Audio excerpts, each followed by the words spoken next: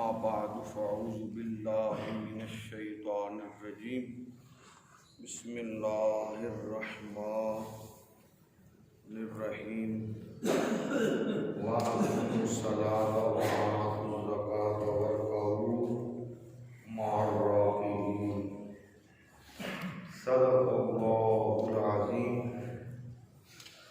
إن الله وملائكته يصلون على النبي يا أيها الذين آمنوا صلوا عليه وسلموا تسليما اللهم صل على سيدنا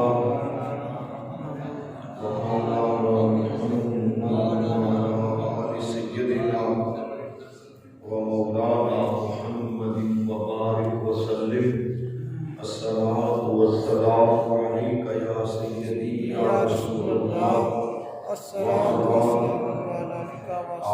آلك وأصحابك يا سيدي يا جد الحسن والحسين ناظريا مظهر العجائب تجده لك في النوائب كلهم من وهم سينجلي بعزمتك يا الله وبنبوتك يا محمد وبولايتك يا علي يا علي يا علي ادركني في سبيل الله امداد كن الرجل آزاد كن در دین و دنیا شاد کن یا غوث اعظم دستگیر یا غوث اعظم دستگیر یا غوث اعظم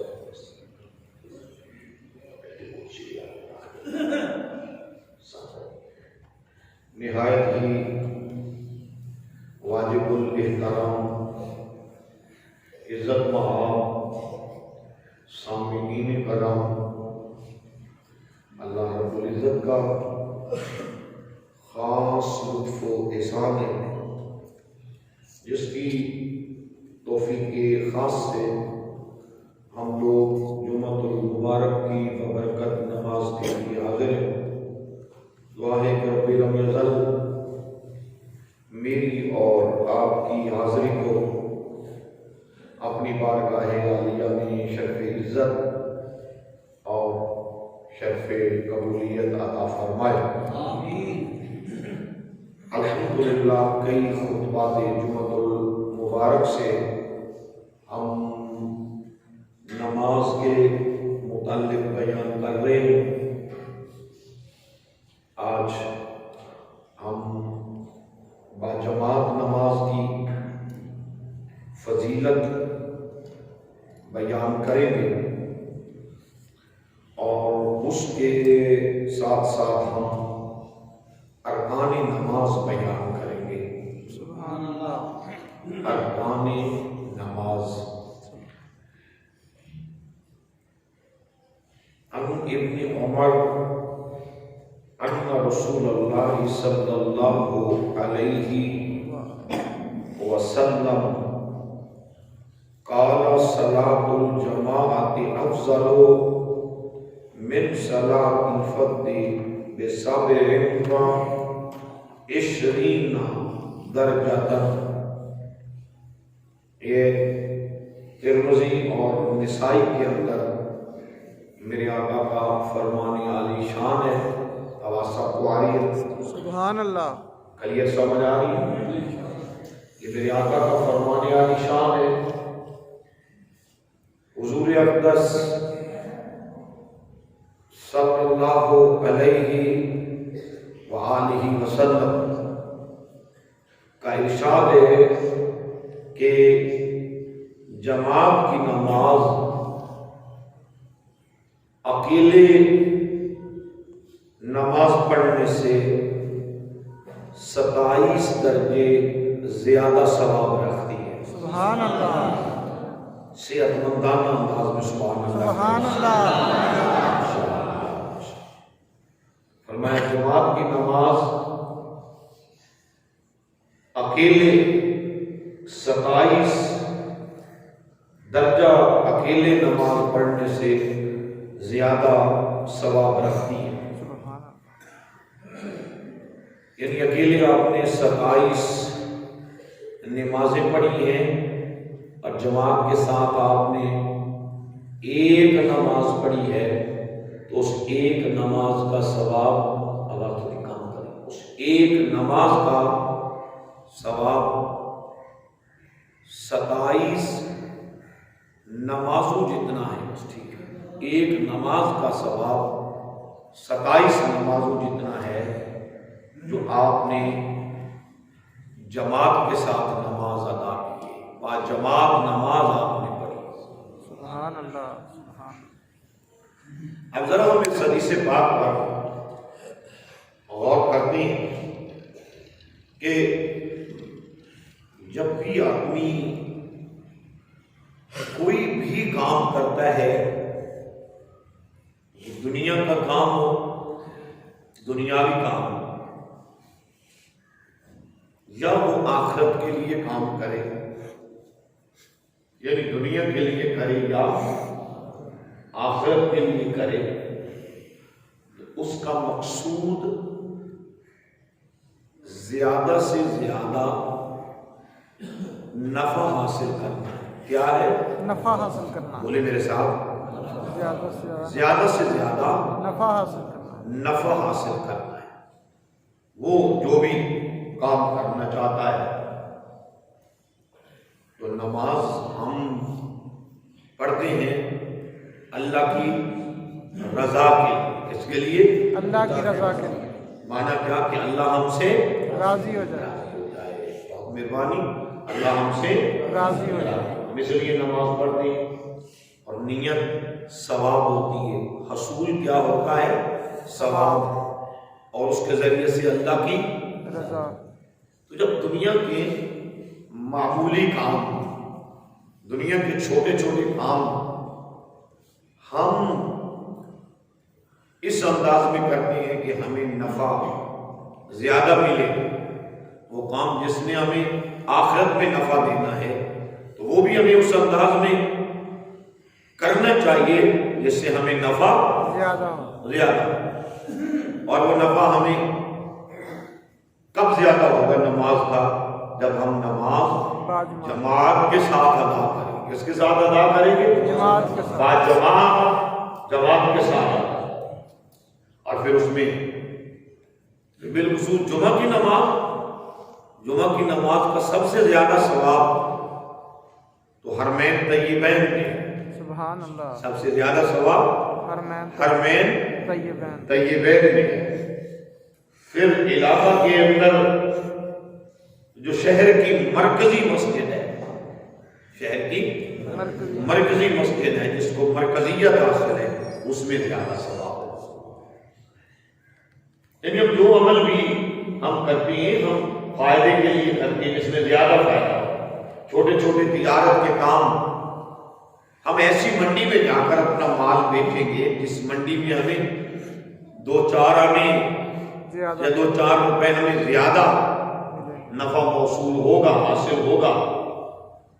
تو نماز ایک تو جماعت کے ساتھ اور دوسری جامعہ مسجد کے اندر، اس کا کئی گنا اکیلے نماز پڑھنے سے زیادہ ثواب۔ سبحان اللہ، کیا ہے اس کا ثواب؟ کئی گنا زیادہ۔ جیسے کہ ہمیں ایک جگہ سے ایک چیز پر نفع 2 روپے مل رہا ہے، اور اسی چیز پر ہمیں اگلے بازار کے اندر جا کے نفع 3 روپے مل رہا ہے۔ کتنے؟ 3 روپے۔ ہماری عقل کیا کہے گی کہ ہمیں اسی پہلے بازار میں رک جانا چاہیے، یا 2 قدم آگے چل کے ہمیں اس بازار میں اپنی چیز کو بیچنا چاہیے جہاں سے نفع زیادہ ہوگا؟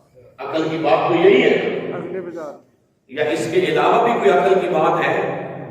جی، عقل کی بات یہی ہے نا، اس کے علاوہ تو عقل کی بات نہیں ہے، یہی بات ہے نا عقل کی بات کی، سمجھ نہیں نا؟ پھر یہ بھی عقل اس بات کا تقاضا کرتا ہے کہ ہم نماز اگر گھر میں اکیلے پڑھیں تو اس کا ثواب ایک ہے، اس کا ثواب ایک ہے، اور ہم کوئی نماز باجماعت ادا کریں تو اس کا فائدہ 27 زیادہ ہے، اور وہ 27 ہے۔ کیا ہے؟ 27 نماز۔ اس میں ایک فرق ہے، بنیادی فرق یہ ہے، اور گھر میں نماز پڑھے تو اس کو زیادہ ثواب ہے۔ سبحان عورت گھر پر، بولے نا، عورت گھر پر گھر میں نماز پڑھے تو اگر نماز گھر میں پڑھے تو اس کو زیادہ ثواب ہے۔ تو اس کا مطلب یہ ہے کہ جتنی دیر یہ گھر میں رہتی ہے، اس کا گھر میں رہنا جو ہے اس کی عزت کے لیے، اس کے ایمان کے لیے، اس کی عظمت کے لیے بازار میں نکلنے سے زیادہ مفید ہے، زیادہ فائدے مند ہے۔ سبحان اللہ، تو بات کو سمجھ آئی کہ نہیں آئی؟ سبحان اللہ۔ مگر آج کل تو یہ ہے، بڑے بڑے مرد حضرات سمجھدار کہتے ہیں جی آپ بازار سے کپڑا خرید کے لے آنا، آپ کو سمجھ سے آنا ہے۔ ایسے ہوتا ہے کہ نہیں ہوتا؟ میرے کپڑے بھی لیتے ہیں نا، آپ کو سمجھ سے آتا ہے۔ جی جس کی سمجھ ناقص ہے، جو ناقص العقل ہے، جس کی عقل کامل نہیں ہے، جس کو شریعت نے حصہ آدھا دیا ہے، مرد کو ڈبل دیا ہے، اس کو سنگل دیا ہے، مرد کے مطابق اس کا نصف حصہ ہے، ہم اسے کہتے ہیں کہ یہ تو زیادہ سمجھدار ہے، تمہیں زیادہ سمجھ ہے، میرے کپڑے بھی لیتے آنا، بال بچوں کے کپڑے بھی لیتے آنا۔ اکثر لوگ کہتے ہیں کہ نہیں کہتے؟ آپ کی سمجھیں گے نہیں؟ یہ کیا ہے؟ یہ جتنی بھی فحاشی، عریانی، بے حیائی اور یہ بدماشی، لادینیت یہ پھیل رہی ہے، یہ ہماری بڑی بڑی غلطیوں کی وجہ سے نہیں ہے۔ آغاز میں غلطی چھوٹی ہوتی ہے، بعد میں وہ بڑی غلطی کا رنگ اور روپ، شکل اور جسم اختیار کر لے۔ تو بات کو سمجھ آئی یا نہیں آئی؟ یا میں سمجھا نہیں سکا؟ اگر میں نہیں سمجھا سکا تو آپ اس بات کو خود سمجھنے کی کوشش فرمائیں۔ تو امام الانبیاء تاجدار مدینہ صلی اللہ علیہ وآلہ وسلم کے غلاموں، ایک اور حدیث پاک کے اندر میرے آقا کا فرمان عالی شان ہے، عن ابی ہریرہ قال قال رسول اللہ صلی اللہ علیہ وسلم، میرے آقا امام الانبیاء ارشاد فرماتے ہیں، کیا فرماتے ہیں؟ صلاۃ الرجل فی جماعت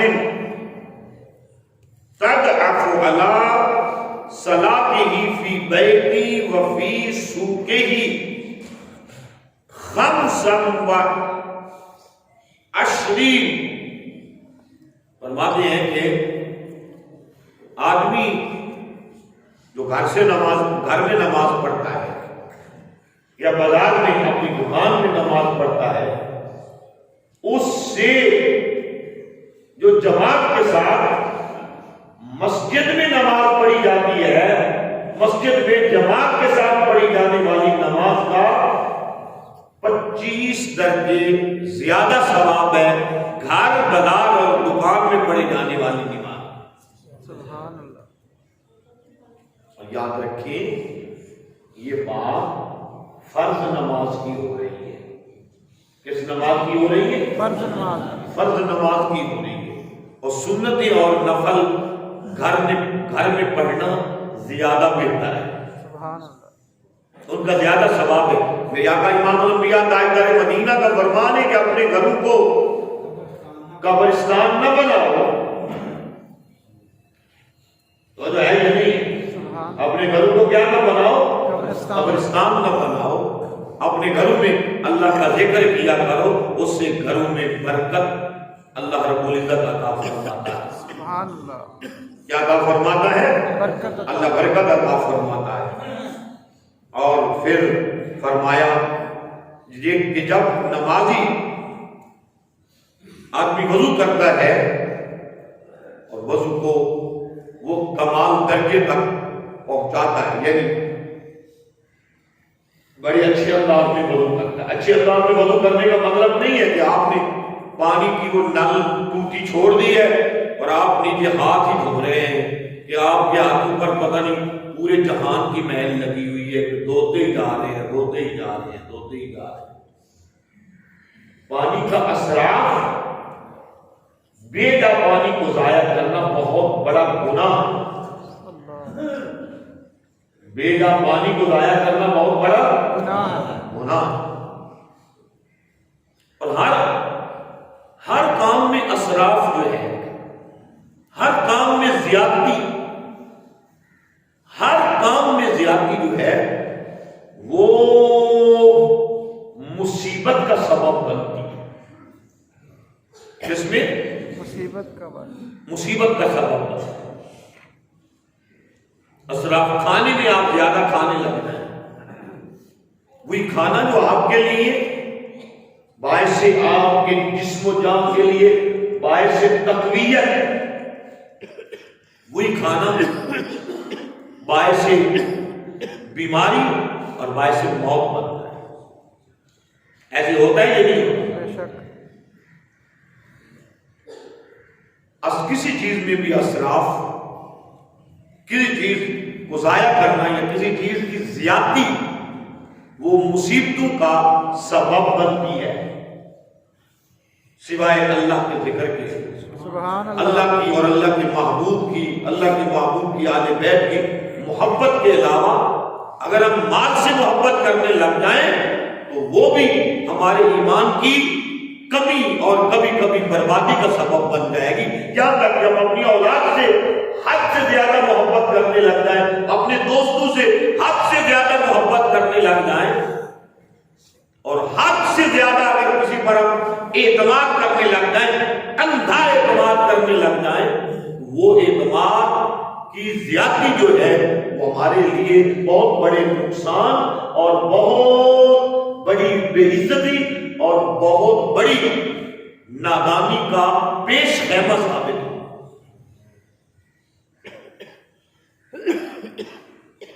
میری بات بھی سمجھے نا آپ، بات سمجھ آئی یا نہیں آئی؟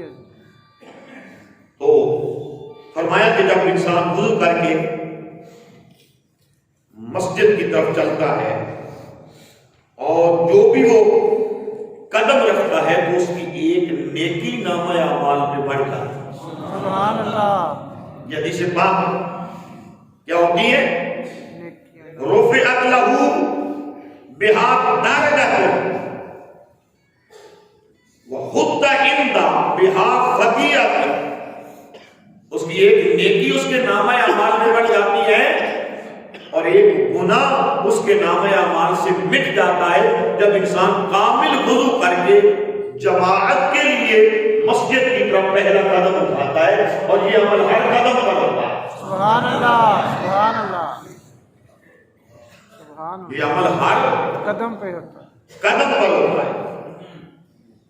اور پھر فرمایا کہ جتنی دیر تک وہ مسجد میں نماز کے انتظار میں بیٹھا رہتا ہے، مطلب جماعت کے انتظار میں بیٹھا رہتا ہے، وہی لوگ تو آتے ہی ہیں نا کہ ہم جماعت کے ساتھ مل جائیں، بس چاہے آخری رکعت میں مل جائیں، چاہے تحیات میں مل جائیں، اور جتنی دیر تک وہ جماعت کے انتظار میں بیٹھا رہتا ہے اتنی دیر تک اس آدمی کو ثواب بھی ملتا رہتا ہے، اور اس کے دائیں بائیں آگے پیچھے سر پر اللہ کے فرشتے کچھ ٹھہر کر، کچھ بیٹھ کر، کچھ اڑ کر اس کے دائیں بائیں آگے پیچھے اور سر کے اوپر اللہ کے فرشتے اس کے حصے کا ذکر بھی کرتے ہیں، اور اللہ کی بارگاہ میں بار بار یہ دعا کر کے مولا اپنے اس بندے کو معاف کر دیا، اپنے اس بندے کو معاف کر دیا، اپنے اس بندے کو معاف کر دیا۔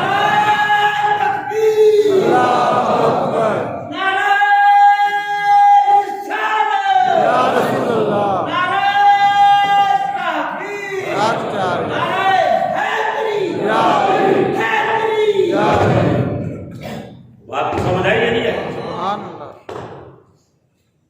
جس بندے کے لیے رب کے فرشتے دعا کریں، سبحان اللہ جی، سبحان اللہ، جس کے لیے رب، اور پھر فرمایا میں آقا کا فرمان ہے مومن جب مسجد کے اندر آ جاتا ہے تو اس کو ایسی راحت ملتی ہے، ایسا سکون ملتا ہے جیسے کہ مچھلی کو پانی کے اندر سکون ملتا ہے۔ سبحان اللہ، سبحان اللہ۔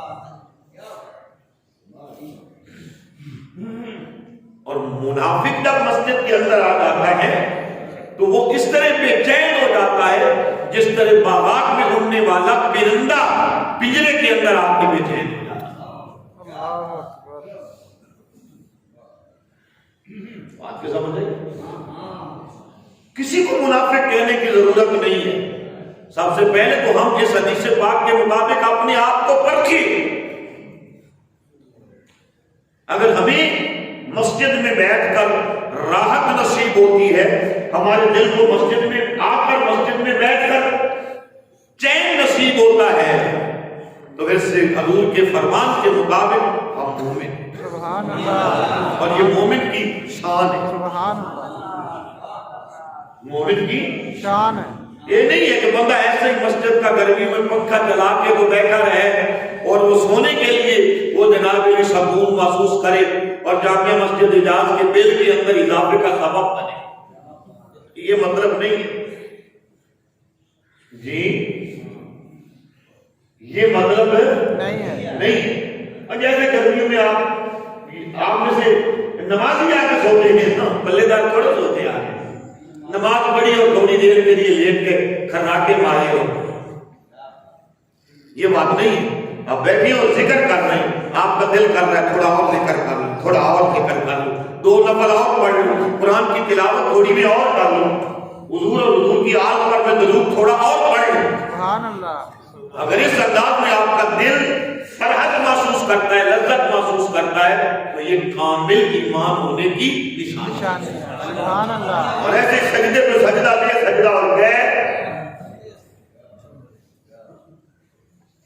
ان کے لیے تو حضور نے فرمایا تو بندہ مسجد میں آتی ہوئی اذان کو سن کر جو مسجد سے دور بھاگتا ہے وہ پکا منافق ہے، اس کے منافق ہونے پر مصطفیٰ نے سند لگا دی ہے۔ استغفر اللہ، استغفر۔ یہاں پر استغفر اللہ کہنا چاہیے، پر ہے یا نہیں؟ ہماری قوم سنی ہلی ہوئی ہے، ہر چیز پہ سبحان اللہ ہی ہے، سبحان اللہ ہی ہے، گھاٹے کی بات ہو پھر بھی سبحان اللہ، نبے کی بات ہے پھر بھی سبحان اللہ۔ میں جب اذان سن کے جس کے دل کے اندر گھٹن محسوس ہو، اب اندازہ لگا لیں کسی پر فتویٰ لگانے کی کیا ضرورت ہے؟ میں اپنے گریبان میں جھانکوں، آپ اپنے گریبان میں جھانکیں، لڑنے کی ضرورت کیا ہے کہ وہ فلاں یہ ہے، فلاں یہ ہے، فلاں یہ ہے۔ ہم اپنے آپ کو تو ذرا مقناطیس لگا کے، وہ ایمان کا مقناطیس لگا کے، حضور کی حدیث کا مقناطیس لگا کے ذرا دیکھیں نا ہم کیا ہے، میں کیا ہوں۔ اذان سن کے جس کا دل گھٹنے لگے، گھٹتا ہے نا، کئی لوگوں کا گھٹتا ہے، اذان سن کے جس کا دل گھٹنے لگے وہ سمجھ لے۔ اور فرمایا کہ جو اذان سن کے اذان کے جملوں سے بے خبر ہو جاتا ہے کہ اذان میں کیا کہا جاتا ہے، حی علی الصلاۃ، حی علی الصلاۃ، حی علی الفلاح، حی علی الفلاح، وہ تو ہے مگر اس سے پہلے کیا کہا، اشہد ان محمد رسول اللہ، اس سے پہلے کیا کہا، اللہ اکبر، اللہ اکبر، اشہد ان لا الہ الا اللہ۔ میں نے سمجھایا ہے کہ وہ ترتیب بدل گئی ہے نا، کہ مولوی صاحب نے اذان کر، وہ تو ہے یہ بات کی سمجھ آئی ہے۔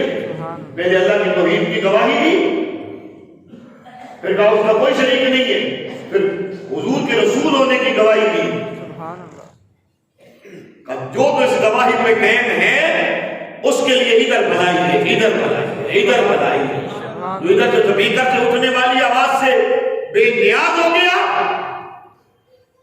تو پھر اللہ کا ذمہ نہیں ہے اس کے لیے، اللہ کا ذمہ نہیں ہے اس کے لیے۔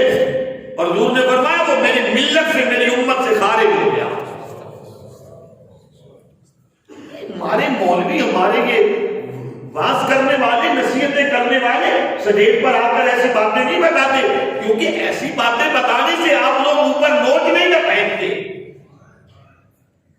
اور ایسی باتیں بتانے والے کو فیس نہیں دی جاتی 40-40 ہزار 50-50 ہزار روپیہ. اصل حضور کی شریعت کا پیغام یہی ہے میرے دوستوں، میرے بھائیوں، میرے محسنوں، اصل پیغام شریعت یہی ہے. کلمہ پڑھنے کے بعد جو حکم شریعت ہے وہ نماز کا، وہ نماز ہے، وہ نماز ہے، نماز. سبحان اللہ. ہم نماز کے متعلق عرض کر رہے تھے، ہم نے شرائط نماز مکمل یاد کر لی. یاد کر لی ہے نا شرائط نماز؟ ایک مرتبہ ذرا دوہرا لیں، میرے دل کو تسلی ہو جائے گی. کیا ہے ذرا خود تو رہے نا شرائط نماز کی. طہارت، ستر کو اور سے بولے گا استقبال قبلہ. یہ وہ شرائط ہیں جو نماز کے باہر ہیں. ان کو بیرونی فرائض بھی کہتے ہیں. ان کو کیا کہتے ہیں؟ نماز کے باہر والے فرائض. فرض یا ان کو شرائط. ان کے دونوں نام، ان کے دونوں نام. دونوں نام ہیں. بڑے بڑے بڈھے مولویوں کو بھی یاد نہیں ہوتے، نماز ہی نہیں ہوتی. یہ چیزیں یاد رہو اور ان کا پتہ نہ ہو، نماز ہی نہیں ہوتی. یہ شرائط ہے. شرائط کتنی ہے جی؟ کتنی ہے؟ 6 ہے. پھر ایک مرتبہ دوہرا دے ذرا جلدی جلدی. طہارت، ستر کو چھپانا، استقبال قبلہ، وقت، نیت، اس کا تکبیر. مطلب ہے آپ کو کافی حد تک یہ شرائط نماز یاد ہو. ان کے بعد ایک لفظ آتا ہے ارکانی نماز. کیا؟ ارکان نماز. بولے ذرا زور سے بولے جیسے اسٹوڈنٹ بولتے ہیں. ارکان نماز. کیا ہے؟ ارکان نماز. ارکانی نماز. کیا ہے؟ ارکانی نماز. کیا ہے؟ ارکان نماز. ارکانی نماز. کیا ہے؟ ارکانی نماز. ارکان جمع ہے رکن کی. ارکان جمع ہے رکن کی. کس کی؟ رکن کی. رکن کی. اور اس کا مطلب ہے نماز کا ضروری جز، نماز کا ضروری حصہ. توجہ ہے کہ نہیں ہے؟ جس کے بغیر، ارکان نماز کے بغیر نماز بالکل نہیں ہوتی. ارکان نماز کے بغیر نماز نہیں ہوتی. ارکان نماز کے بغیر نماز نہیں ہوتی. نہیں ہوتی. اور ان کو رکن بھی کہا گیا ہے اور انہی کو فرض بھی کہا گیا. یہ ارکان نماز بھی ہے اور یہ فرائض نماز بھی. کیا؟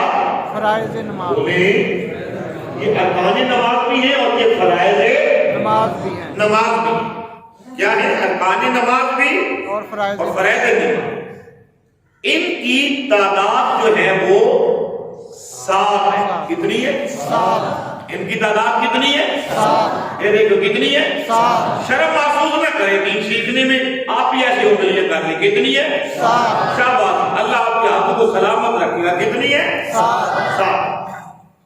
یہ 7 کیا ہے؟ ارکان نماز. اور 6 کیا ہے؟ خارجی فرائض. شرائط نماز. ان کو شرائط نماز بھی کہتے ہیں اور نماز کے بیرونی فرائض بھی کہتے ہیں. یہ نماز کے اندرونی فرائض بھی انہیں کہتے ہیں اور انہیں ارکانی نماز بھی کہتے ہیں. نماز بھی کہتے ہیں. ان کی تعداد کتنی ہے؟ 7. 7. ان میں پہلا رکن کیا ہے جی؟ ان میں پہلا رکن کیا ہے؟ نماز کا پہلا رکن.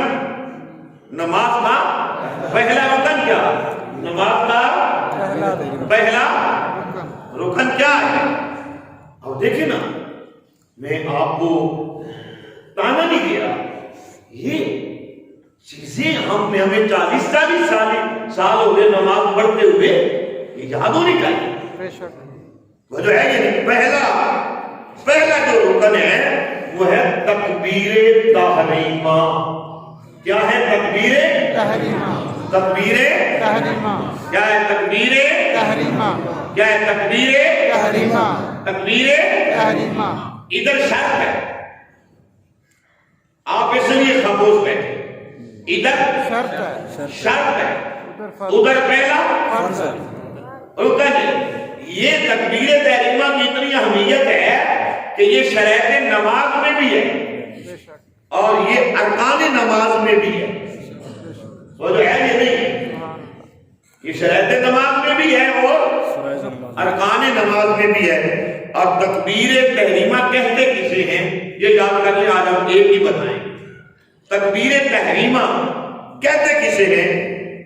نماز پڑھنے کے ارادے سے کھڑے ہو کر جو سب سے پہلے ہم اللہ اکبر کہتے ہیں، اس کو تکبیر تحریمہ ہے. ہر ایک جگہ پر اللہ اکبر کہنے کو تکبیر تحریمہ نہیں کہتے. نہیں کہتے. اس میں 3 چیزیں شرط ہیں. ایک تو ہمارا ارادہ کیا ہو، نماز کا، بولے نماز کا، یار آپ ناراض ہو گئے مجھے لگتا ہے. ایک تو ہمارا ارادہ ہو، نماز کا، دوسرا ہم کیا ہو، قبلہ کھڑے ہو. دوسرا کا کیا ہو، کھڑے ہو. اور تیسرا اللہ، بولے کیا کریں، اللہ، اللہ اکبر.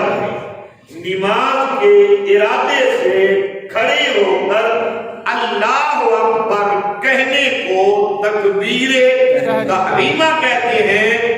اور یہ نماز ارکان میں سے پہلا رکن ہے اور ارکان نماز کو فرائض نماز کہتے ہیں. نماز کے اندرونی فرائض میں سے پہلے فرض کو تکبیر تحریمہ کہتے ہیں. کیا کہتے ہیں؟ تکبیر تحریمہ کہتے ہیں. اللہ رب العزت ہمیں دین کو سمجھنے اور اس کو سیکھنے کی توفیق عطا فرمائے.